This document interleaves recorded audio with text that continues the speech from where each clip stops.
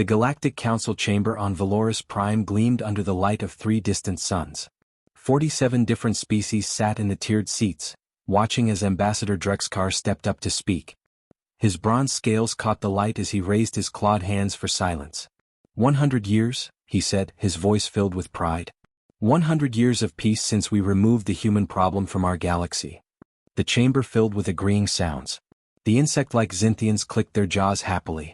The crystal beings called Luminar glowed with soft, pleased light. Everyone seemed satisfied with how things had turned out. Counselor Vex lifted one of his many tentacles. The old human colonies are ours now. We have taken their technology and shared it among ourselves. The soul system where they came from is locked away forever. No one can go there. Good, said Matriarch Silva, her plant-like body swaying slowly. Humans were too dangerous. They felt everything too strongly. Love, hate, joy, anger. Other species learned to control their emotions, but humans never did. They cared too much about everything and everyone. It made them unpredictable and dangerous. Drexcar nodded slowly. Yes, they interfered in everyone's business. They made friends with species we barely tolerated. They fought in wars that had nothing to do with them. They refused to follow the natural order of things. He paused, looking around the room. They had to go. It was for the good of the galaxy. No one talked about the weapon. No one mentioned how they had created a special biological poison that only killed humans. No one spoke about how they had released it on every human world at the same time, watching as billions died within weeks. The official story said humans had died from a mysterious plague. It was a lie and everyone in that room knew it. But I must report something strange, Drexcar continued, his tone becoming more serious. In the last month, 3 of our scout ships near the Sol quarantine zone have stopped sending signals. Vex's tentacles twitched nervously. What happened to them? Probably just equipment failure. Those ships were old and the area has dangerous radiation. We have sent new ships to check. Matriarch Silva made a sound like rustling leaves, almost like laughter. You cannot possibly think the humans survived? Our weapon was perfect. No human could have lived through it. Their home planet is dead and empty. Of course, Drexcar said quickly. Humans are extinct. This is just a small technical problem, nothing more. The council moved on to talk about other things. Trade routes, mining rights, border disputes. All the normal, organized business of running a galaxy without humans causing chaos and problems. Near the end of the meeting, the large holographic screen in the center of the room suddenly turned on by itself. Everyone went quiet as an emergency signal began playing. The screen showed Commander Yull from Mining Colony Theta 7. He was a reptilian being and his face showed complete terror. Behind him, people were running and alarms were screaming. This is Colony Theta 7. We need military help right now. There is an unknown fleet coming out of faster-than-light travel near our position. The signal broke up into static. When it came back, Yull was shouting. The ships have markings on them. I can see. No, it is impossible. They have the Earth symbol. The chamber exploded into noise. Representatives jumped up from their seats, yelling questions and denials. That cannot be real. Humans are dead. Someone must be using their old ship designs. But Drexcar sat completely still, staring at the screen. Through the windows behind Commander Yull, he could see them. Sleek, beautiful ships with deadly lines, marked with the blue and white symbol of Earth. Yull's voice came through one last time. They are sending us a message. Says, humanity reclaims what was stolen. The humans are back. The transmission died. The chamber fell into shocked silence. After 100 years of celebrating their victory, after 100 years of believing they had solved their human problem, the truth crashed down on them like a falling star. If humans had survived, they would know what the council had done. They had not killed humanity. They had only made it very, very angry. Mining Colony Theta 7 sat on the edge of known space, a collection of domed habitats and drilling platforms built into an asteroid rich with rare minerals. 12,000 workers of mixed species called it home. Now they all watched the sky in terror. Commander Yull stood in the control center, his hands shaking as he stared at the display screens. 20 ships hung in space around the colony, their sleek hulls reflecting starlight. Each one bore the blue and white Earth symbol that everyone thought had vanished from the galaxy forever.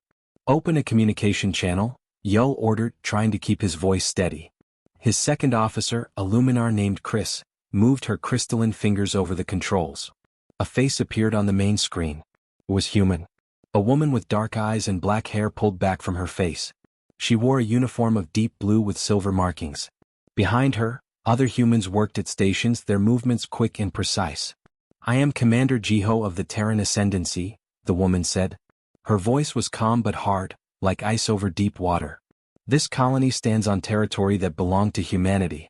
We are reclaiming it." Yul felt his throat go dry. "Commander Jiho, please. This colony has been here for 70 years. These people have done nothing wrong. We can negotiate. We can offer trade agreements, resource sharing." Negotiate. Jiho's expression did not change, but something cold flickered in her eyes. "Your council did not negotiate when they released a biological weapon across our worlds. They did not offer trade agreements when they watched billions of my people die in agony. They simply took what they wanted when they thought we were gone." The control room went silent. Everyone there had heard rumors about what really happened to humanity, but hearing it stated so plainly made several workers step back from their stations. Yul raised his hands in a peaceful gesture. "Commander, I understand your anger, but—" "You understand nothing," Jiho interrupted. "However, we are not like the Council. We will not murder civilians. You have 6 hours to evacuate this colony. Take your ships, take your people, and leave. This is your only warning." Before Yul could respond, alarms shrieked through the station. His tactical officer shouted, "Council military fleet dropping out of FTL. 20 frigates, 5 destroyers." On the screens, Council warships appeared, surrounding the human fleet. They outnumbered the human ships 2 to 1. Yul felt a moment of relief, followed immediately by dread. The Council fleet commander's face appeared on a second screen. It was Admiral Tamine of the Draxery, his scales dark with battle rage. "Human vessels, you are in violation of Galactic Council space. Surrender immediately or be destroyed." Commander Jiho smiled. It was not a friendly smile. "Admiral, your people made a mistake 100 years ago. You tried to kill us all and thought you succeeded. Let me show you how wrong you were." She made a gesture to someone off-screen. "All ships, engage defensive positions. Show them what humanity learned during our long silence." What happened next would be talked about in military academies for generations. The human ships moved with impossible coordination, as if 20 vessels were controlled by a single mind. They scattered in patterns that made no sense, then suddenly reformed into perfect attack formations. Council weapons fired, but the human ships seemed to know where every shot would go before it was fired. Blue energy shields flared around the human vessels, absorbing hits that should have destroyed them. Then the humans returned fire. One human destroyer released a pulse of energy that swept across space like a wave. 15 Council frigates went dark instantly, their systems completely dead. Another human ship fired something that bent the light around it. When it hit a Council destroyer, the massive ship simply folded in on itself and vanished. Admiral Tamine's confident expression changed to shock, then fear. "What kind of weapons are these? Fall back." All ships fall back. But it was too late. The human ships moved through the Council fleet like predators through frightened prey. They did not destroy the ships completely. Instead, they disabled them, leaving them drifting helplessly in space. In 15 minutes, the battle was over. The Council fleet was broken and scattered. Only 5 ships managed to escape back into FTL, running as fast as their engines could carry them. Commander Jiho's face reappeared on every screen in the colony. 4 hours now, Commander Yul. I suggest you start evacuation procedures." Yul could only nod, his voice lost. Around him, workers were already running for the transport ships. In the space above the colony, the human fleet waited in perfect formation. Patient. Unstoppable. After 100 years of silence, humanity had returned to the galaxy. And they had brought nightmares with them. The Galactic Council war room buzzed with angry voices. Holographic displays showed the same terrible news from 20 different star systems. Red markers indicated human fleets. Blue markers showed Council forces in retreat. In just 3 weeks, humanity had reclaimed 15 colonies without losing a single ship. Ambassador Drexkar slammed his fist on the table. "This is impossible. They were dead. We saw them die." "Clearly they did not all die," said Councillor Vex, his tentacles writhing with agitation. "The question now is, what do we do about it?" Matriarch Silva's leaves had turned dark with worry. "We must assemble our full military strength. Every species must contribute ships and soldiers. If we do not stop them now, they will take everything." Admiral Tamine stood before a massive star map, his scales still bearing scorch marks from his escape at Theta 7. "I have fought many battles in my life. I have never seen anything like the human fleet. Their ships move as one mind. Their weapons are beyond anything we understand. In my engagement, they disabled 30 ships in 15 minutes and never even looked damaged. How is that possible? Demanded a Xinthian general, clicking his mandibles nervously. They had the same technology as us 100 years ago. They were skilled, yes, but not gods. They had time, said a quiet voice from the back of the room. Everyone turned to see Hyun, a young Luminar scientist who rarely spoke in council sessions. His crystalline body pulsed with nervous light. 100 years of isolation. 100 years knowing we tried to exterminate them. What would any species do with that time and that motivation? Drexcar glared at him. Speak plainly, scientist. Hyun stepped forward, his light growing brighter. I have been studying the reports from every encounter. The humans are not just using better weapons. They have changed themselves. Their ships respond too quickly for normal reaction times. I believe they have merged their minds with artificial intelligence, creating a neural network that allows perfect coordination. The room fell silent as the implications sank in. That is forbidden by galactic law, whispered Matriarch Silva. Merging organic minds with machines leads to madness. Perhaps for us, Hyun replied. But humans always had a different relationship with their technology. They did not fear it. They embraced it. Vex's tentacles curled into tight spirals. It does not matter what they have become. We outnumber them. We will assemble every ship, every soldier from all 47 member species. 10,000 warships. They cannot stand against that. Over the next 2 weeks, the largest military fleet in galactic history gathered at the Kepler Belt, humanity's former industrial heartland. Warships from every corner of known space arrived in waves. Draxery battle cruisers bristled with plasma weapons. Xinthian hive ships carried thousands of fighter craft. Luminar vessels hummed with energy cannons. Species that had not fought together in centuries now formed a united armada. The Council fleet outnumbered the human forces 20-1. Admiral Tamin stood on the bridge of his flagship, watching the tactical display. 200 human ships faced his 10,000. It should have been an easy victory. But his hands would not stop shaking. All ships prepare to engage, he ordered. Target their command vessels first. We end this now. The human fleet did not run. They did not even move into defensive positions. They simply waited. Then every screen in every council ship flickered. Commander Jiho's face appeared, but she was not alone. Behind her stood dozens of other humans, and behind them holographic displays showed images. Terrible images. People of the galaxy, Jiho said, her voice broadcasting on every frequency. Your council tells you that humanity died from a plague. This is a lie.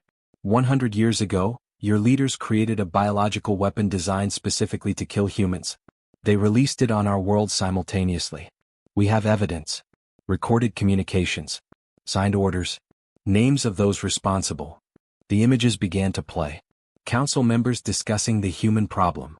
Scientists designing the weapon. Military commanders coordinating the release. The proof was undeniable. On thousands of ships, soldiers and crew members watched in horror. Many had not known the truth. Many had believed the official story.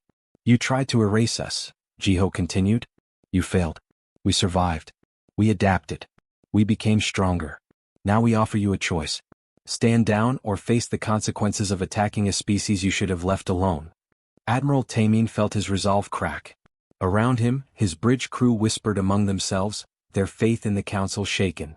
Sir, his weapons officer said quietly. What are your orders? Before Tamin could answer, the scanner screamed warnings. 30 more human ships appeared from nowhere, having been invisible to all sensors. They had been there the whole time, surrounding the council fleet. Tamin closed his eyes. Signal retreat, he whispered. But not all ships received the order in time. Some opened fire. The humans responded instantly. The Battle of Kepler Belt lasted 3 hours. When it ended, the council fleet was scattered and broken. 4,000 ships limped away. 3,000 drifted dead in space. The rest had been captured. The human fleet had not lost a single vessel. In the war room on Valoris Prime, Ambassador Drexcar stared at the reports with blank eyes. They had thrown everything at humanity and failed. There is one option left, he said slowly. The Void Kraken. Every representative looked at him in horror. That is madness, Vex whispered. The Kraken will destroy everything. We cannot control it. Do we have a choice? Drexcar asked, his voice hollow. The humans are coming. And nothing can stop them. The Void Sector had been quarantined for 3,000 years. Ancient warning beacons floated in the darkness, Their messages simple and clear in every known language. Turn back. Death lives here. Ambassador Drexcar stood before the containment field controls, his clawed hand hovering over the release mechanism. Behind him, other council members watched with fearful eyes. This is wrong, Matriarch Silva said, her leaves trembling. Our ancestors sealed the Kraken away for good reason. It does not distinguish between enemy and ally.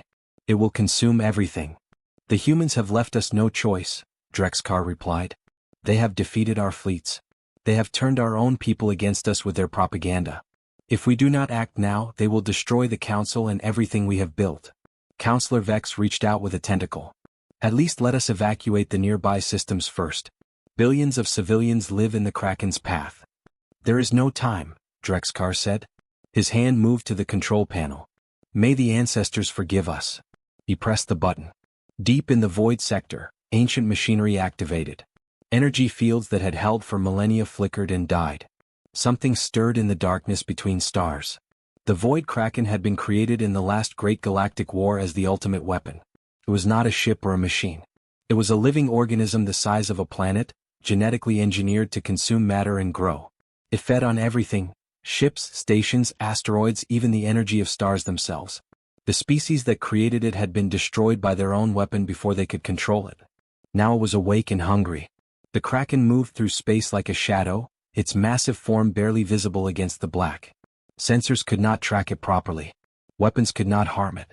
It simply existed, a hole in reality that devoured everything it touched. The first star system in its path was Helios 9, home to 3 billion Zynthians. They had 2 days warning before the Kraken arrived. Evacuation ships launched in desperate waves, but there was not enough time. When the Kraken reached Helios 9, it enveloped the entire star system. Planets, moons, and the star itself vanished into its mass. 3 billion lives gone in hours. The news reached the human fleet at the edge of Council space. Commander Jiho watched the reports with cold anger, then turned to her second officer, a man named Miho. The Council has gone insane, Miho said quietly. They would rather destroy the galaxy than face justice. Jiho nodded slowly. Calculate the Kraken's trajectory. Where is it heading? The tactical display lit up with projections. The answer was clear. The Kraken was moving toward human-controlled space. In its current path, it would consume 15 star systems including New Sol, where 5 million humans lived. We need to evacuate, said Hannah, the fleet's chief engineer. Get our people out of its path. And let it continue consuming the galaxy? Jiho asked. How many innocent civilians will die? The Zynthians at Helios 9 had nothing to do with what the Council did to us. Neither do the billions of others in the Kraken's path. What are you suggesting? Miho asked, though he already knew the answer. We stop it, Jiho said simply. Because that is what humans do. We do not let monsters destroy the innocent, even when those innocents stood by while we were murdered. Hannah pulled up research data on her screen. I have been studying old records about the Kraken. There are legends that it has a neural cluster, a brain of sorts, buried deep in its mass. If we could reach it with a specific resonance frequency, we might be able to disrupt its functions. Might? Miho repeated. The records are 3,000 years old and mostly legend, Hannah admitted. But it is the only possibility we have. Jiho stood and addressed her crew. Send a message to all human ships. We are moving to intercept the Kraken. This is a volunteer mission only. Anyone who wishes to evacuate may do so with honor. No one will think less of you. Not a single person left their station.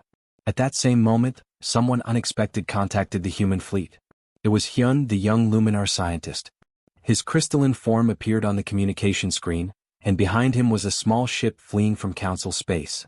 Commander Jiho, I am defecting from the Council. I have information about the Kraken's neural structure. My people helped create the original containment field. I know its weaknesses. Please, let me help you stop this horror before more innocents die. Jiho studied him for a long moment, then nodded. Welcome aboard, Hyun. We can use every bit of knowledge we have. Over the next 3 days, the human fleet evacuated 3 star systems in the Kraken's path. They saved 7 million civilians of various species, loading them onto transport ships and sending them to safety. Many of those being saved wept, unable to understand why the humans they had feared were now risking everything to protect them. Then the human fleet moved to intercept the Kraken. 100 ships against a planet-sized organism that had never been defeated. The odds were impossible. The mission was suicide. But as Commander Jiho looked at the faces of her crew, she saw no fear. Only determination. All ships, she said into the fleet communication. Link neural networks. Synchronize quantum engines. We are going to create a harmonic resonance that will shake this monster apart from the inside. But to do that, we need to get close. Very close. Miho brought up the tactical plan. It required 30 ships to fly directly into the Kraken's mass to plant resonance bombs at its neural cluster. Those ships would not be coming back. I will lead the strike team, Jiho said. Commander, Miho started to protest. That is an order, she said firmly. Then her voice softened. Someone needs to make sure this works. Humanity did not survive extinction to let a council weapon destroy the galaxy. If we die doing this, we die as heroes. Not just for humanity, but for every species that deserves to live. The fleet moved into position. The void Kraken loomed before them like a living nightmare, its surface writhing with dark energy. It sensed the ships and reached out with tendrils of pure darkness. All strike craft begin approach, Jiho ordered. Everyone else give us covering fire. Humanity, let us show the galaxy one more time why they should never have tried to kill us. We do not give up. We do not surrender. And we do not let evil win. 30 ships dove into the darkness, Commander Jiho's vessel leading the way. The resonance bombs detonated deep inside the void Kraken's neural cluster. For a moment nothing happened. Then the massive creature shuddered. Waves of energy rippled across its planet-sized body. The darkness that had consumed so many worlds began to collapse inward, folding into itself like a dying star.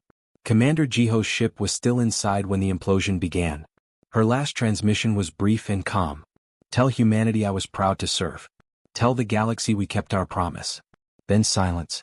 The Kraken compressed into a point of light and vanished, leaving behind only empty space where a monster had been. Of the 30 ships that entered, none emerged. 900 brave souls had sacrificed themselves to save billions they did not even know. In the human fleet, thousands of crew members wept openly.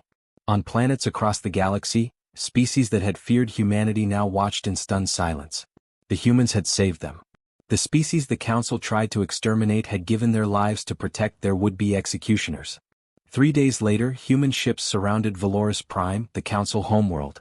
The planet's defenses were down. Its fleets were destroyed. Ambassador Drexkar and the remaining Council members waited in their chamber, expecting death or imprisonment. Instead, a single human ship landed. A man in a blue uniform emerged, flanked by 2 guards. His name was Daehoon and he carried the rank of ambassador. Behind him walked Hyun, the Luminar who had helped destroy the Kraken. Daehoon entered the council chamber without weapons. He looked at the assembled representatives, many of whom could not meet his eyes. You expect us to execute you, Daehoon said, his voice quiet but clear. You believe we came for revenge. Did you not? Drexkar asked bitterly. We tried to exterminate your species. We released a plague that killed billions. We would have succeeded if some of you had not hidden in deep space stations and survived. You have every right to end us. We do have that right, Daehoon agreed. But having the right to do something does not mean we should do it. That is the difference between humanity and the council that tried to kill us. He gestured and holographic displays activated around the chamber. They showed evidence of council corruption spanning centuries. Species enslaved. Planets stripped of resources. Entire civilizations eliminated when they resisted. The genocide against humanity was not the first. It was simply the most recent. For 3,000 years, this council has ruled through fear and deception, Daehoon continued. You claim to bring peace and order, but you brought oppression. Many species in this galaxy have suffered under your rule. The difference is that we are the first to survive your attempt to erase us. Matriarch Silva's leaves had turned pale. What will you do with us? That is not for humanity alone to decide, Daehoon replied. We are proposing something new. A democratic assembly where every species has an equal voice. Not just the powerful ones. Not just the ones the old council deemed worthy. Every species from the smallest to the largest. Decisions will be made by vote, not by the dictates of a privileged few. Councillor Vex's tentacles trembled. And us? The old council members? You will face trial, Daehoon said firmly. Not human justice. Galactic justice. Representatives from every species will determine your fate based on your crimes. Some of you may be found guilty of genocide. Others may have simply followed orders without knowing the full truth. That is for the courts to decide. He paused, letting his words sink in. But understand this, we are not here to replace one tyranny with another. Humanity will not rule this galaxy. We will participate in it alongside everyone else. Over the following months, the old council was dismantled. Drexkar and 5 other members were found guilty of genocide and crimes against sentient life. They received life imprisonment on a neutral world, where they would never hold power again. Other council members who had opposed the genocide but lacked the courage to stop it received lesser sentences. The Democratic Assembly was founded with representatives from over 200 species. Hyun became the first non-human ambassador to the Terran Ascendancy, serving as a bridge between humanity and the rest of the galaxy. Humanity shared its advanced technology freely. Medical treatments that extended life. Clean energy systems. Agricultural techniques that could feed billions. The species that had nearly been erased became the greatest force for positive change the galaxy had ever known. But they did not do it through conquest. They did it through example. On the first anniversary of Commander Jiho's sacrifice, a massive memorial was built in orbit around Earth. It bore the names of every human who died in the plague, every human who died fighting to reclaim their place in the galaxy, and every alien who died in the Kraken's rampage. The memorial made no distinction between species. All were honored equally. Ambassador Daehoon stood before the memorial during its dedication ceremony, surrounded by representatives from dozens of worlds. "We are humanity," he said, his words broadcast across the galaxy. "We were nearly destroyed but we survived. We were betrayed but we chose not to become what hurt us. We returned not for revenge but for justice. Not to dominate but to build something better." He looked up at the memorial, at the countless names carved in stone and light. "The council tried to erase us because they feared what we represented. Hope, change, the belief that a better future is possible. They failed because you cannot kill an idea. You cannot destroy hope. And you cannot erase a species that refuses to give up on tomorrow." 20 years passed. The galaxy transformed. Trade flourished. Technology advanced.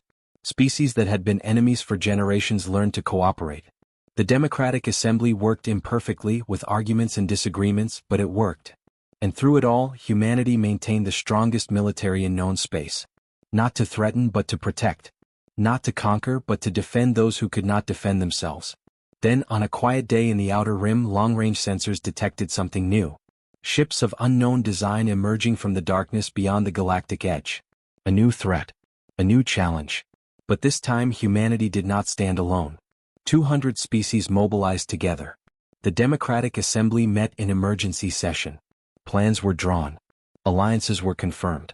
In the command center of the Terran Defense Fleet, Admiral Miho looked at the tactical displays showing hundreds of allied ships from across the galaxy, all ready to face the unknown together. He smiled and opened a channel to all vessels. "They tried to erase humanity once," he said. "They learn we do not erase. We evolve. We adapt. We survive. And most importantly, we never forget who we are. The species that turns enemies into allies, impossibility into progress, and darkness into hope." He paused, feeling the weight of history and the promise of tomorrow. "We are humanity. And the galaxy is better because we returned."